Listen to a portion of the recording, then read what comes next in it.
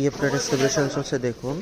স্টারের আগে আমাদের ট্রেনার মামুন স্যার তারা ছাত্রদেরকে ব্রিফিং দিচ্ছে দেখুন।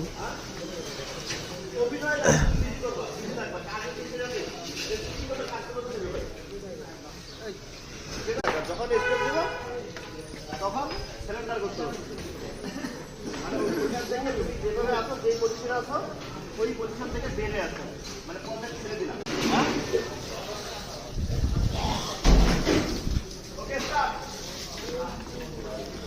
ওকে, তাদের কাজ স্টার্ট হয়েছে।